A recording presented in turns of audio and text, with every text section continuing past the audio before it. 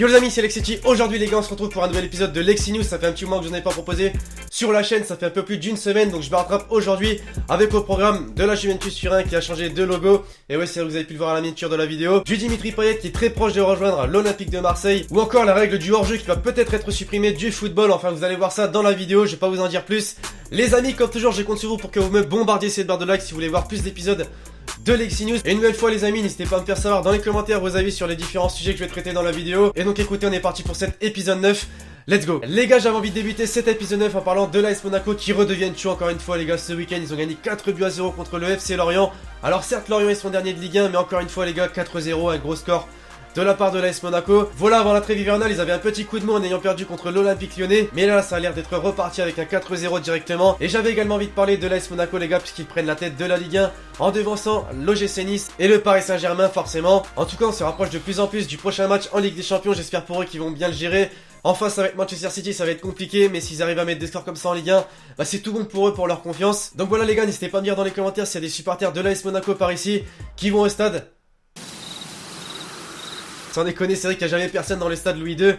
Mais en gros voilà, il y a pas mal de supporters de l'AS Monaco en dehors de cette ville. Et d'ailleurs dites-moi en commentaire votre pronostic pour le match AS Monaco contre Manchester City qu'il va y avoir durant le mois de février. Ensuite les amis, vous l'avez vu à la miniature de la vidéo, mais je vous en ai également parlé dans l'introduction de cette vidéo justement. Tout simplement la règle du hors-jeu dans le football qui va peut-être être supprimée, ou en tout cas c'est la volonté d'un ancien joueur de foot, Marco Van Basten les gars, tout simplement il veut supprimer la règle du hors-jeu. Alors vous allez me dire pourquoi Van Basten souhaite supprimer le hors-jeu. Bah selon lui tout simplement les gars, il voudrait apporter plus de spectacle au jeu et relancer l'intérêt du public. Je sais pas du tout si c'est la bonne solution encore une fois, mais c'est vrai que c'est assez surprenant quand même de vouloir supprimer le hors-jeu. Alors forcément les amis, je pense pas que ça va se faire parce qu'il y a pas mal de gens qui sont contre la décision de Van Basten justement.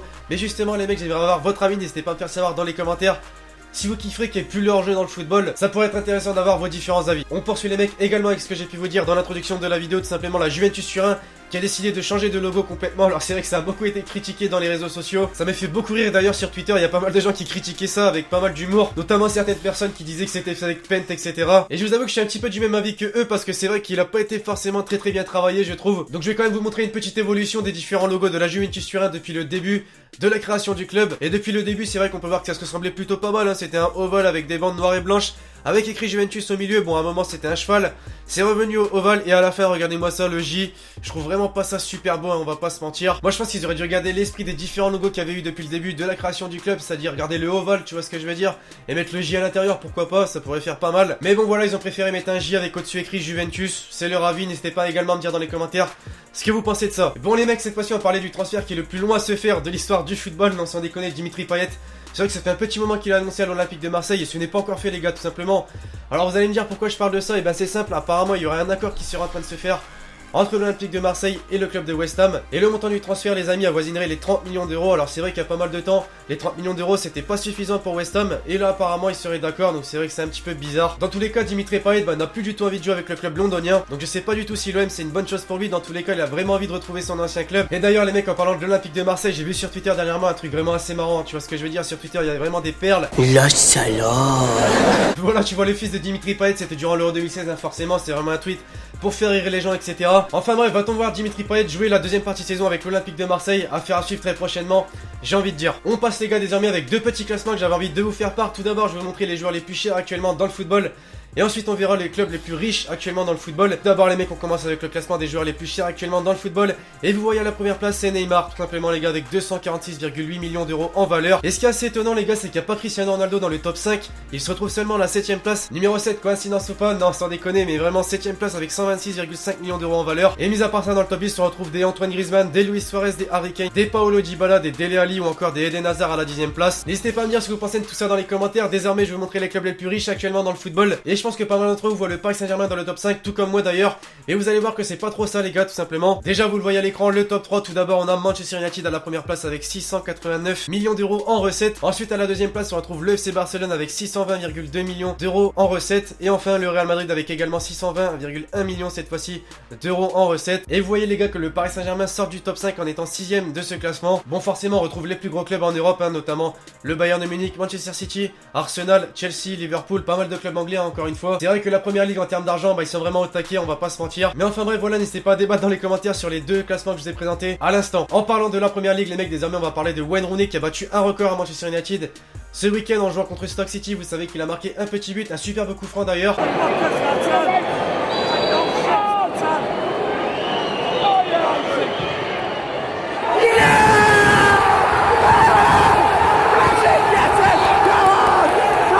Et en marquant ce but, les mecs, il a atteint la barre des 250 buts à Manchester United. Et c'est donc le meilleur buteur de l'histoire de Manchester United. Il lui a vraiment marqué l'histoire de ce club.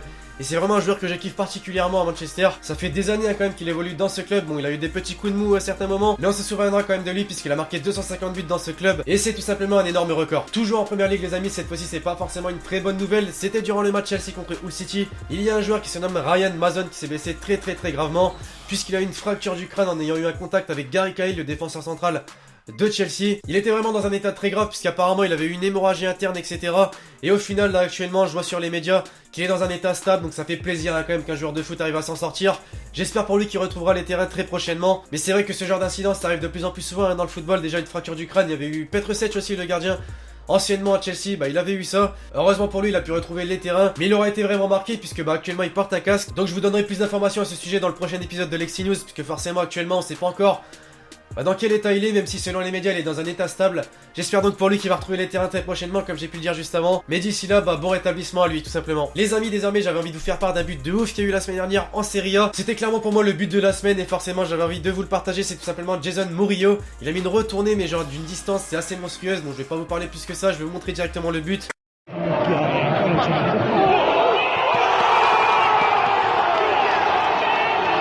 Voilà, clairement le but est monstrueux, on va pas se mentir, il est quand même assez loin du but. Bon, certes il est pendeur de la surface, mais la distance entre le but et lui, elle est quand même assez importante.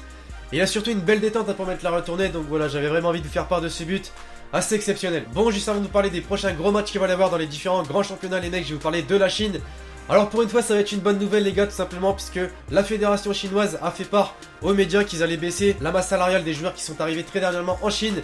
Et ça fait plaisir puisque c'est vrai que les sommes d'argent ça commence à faire abuser quand même, des sommes astronomiques. Déjà Carlos Tevez qui est arrivé très dernièrement en Chine, qui est le joueur le mieux payé actuellement dans le football avec ses 38 millions d'euros annuels. Après t'avais aussi Oscar qui a rejoint la Chine pour un gros salaire. Et au final c'est une bonne nouvelle quand même que la fédération chinoise baisse les masses salariales. C'est déjà une première bonne chose et j'espère vraiment que ça va se poursuivre sur les transferts. Les gars, désormais je vais vous parler des prochains gros matchs qu'il va y avoir dans les plus grands championnats, également de la CAN, parce que c'est vrai que je vous ai pas parlé de la CAN dans cette vidéo, parce que clairement je vais pas vous mentir, je suis pas du tout, mais je vais quand même vous montrer les résultats et les matchs qu'il va y avoir, que ce soit en quart de finale, etc. Donc tout d'abord les gars, pour la Coupe d'Afrique des Nations ce soir, je pense que je vous upload cette vidéo ce mardi 24 janvier, donc ce soir il y aura le Togo qui va affronter la République démocratique du Congo, et on aura également le Maroc qui va affronter la Côte d'Ivoire, donc un superbe match je pense. Ce mercredi 25 janvier, il y aura l'Égypte qui va affronter le Ghana, et on aura aussi le Ouganda qui va affronter le Mali, et suite à ces matchs là, on connaîtra la totalité des quarts de finale de la CAN 2017, mais jusqu'ici on connaît déjà deux quarts de finale qui vont se dérouler, donc il y aura le Burkina Faso qui va affronter la Tunisie ce samedi 28 janvier à 17 h, et on aura également le Sénégal qui va affronter le Cameroun à 20 h. Ce samedi 28 janvier également. Forcément les deux prochains quarts de finale on les connaît pas encore puisque les matchs vont se dérouler ce soir et demain. Mais bref voilà en ce qui concerne la Ligue 1 désormais les gars. Forcément il y a un seul gros match pour moi qui va être super important, c'est le Paris Saint-Germain qui affronte l'AS Monaco dimanche 29 janvier. Ensuite en ce qui concerne la Première Ligue les gars, forcément il y a toujours des gros matchs dans ce championnat. Mardi 31 janvier on aura Liverpool qui va affronter Chelsea à 21 h, et mercredi 1er février on aura West Ham qui va affronter Manchester City. Donc c'est vraiment deux gros matchs je trouve qu'il va y avoir en Première Ligue. En ce qui concerne la Liga, bon il n'y a pas forcément de très gros matchs, mais en ce qui concerne les grosses équipes, le FC Barcelone affronte le Betis Séville, on a le Real Madrid qui affronte la Real Sociedad, et on a également le FC Séville qui affronte Espanyol. En Bundesliga, on a le Bayern Munich qui affronte le Werder Bremen, le RB Leipzig qui affronte Hoffenheim, et on a le Borussia Dortmund qui affronte Mainz 05. Donc voilà les matchs des gros clubs en Bundesliga. Et enfin en ce qui concerne la Serie A, encore une fois, pas forcément de très gros matchs, mais pour les gros clubs, la Juventus affronte Sassuolo, Naples qui affronte Palerme, l'AS Roma qui affronte la Sampdoria, et enfin on retrouve l'Inter qui affronte Pescara. Voilà, c'est vraiment les prochains gros matchs qu'il va y avoir dans les différents grands championnats. Bref, voilà les potes, j'espère que ce 9ème épisode de Lexi News vous aura plu. Comme d'habitude, c'est le cas, n'hésitez pas à lâcher le petit pouce bleu qui fait extrêmement plaisir. N'hésitez pas à me dire encore une fois dans les commentaires les mecs vos avis sur les différents sujets que j'ai pu traiter dans la vidéo, que ce soit Dimitri Payet, la Juventus sur 1 avec le logo, etc. Enfin, vous m'avez compris. Et donc écoutez les gars, d'ici là, je vous dis à la prochaine pour une nouvelle vidéo. C'était Lexi. Ciao, ciao.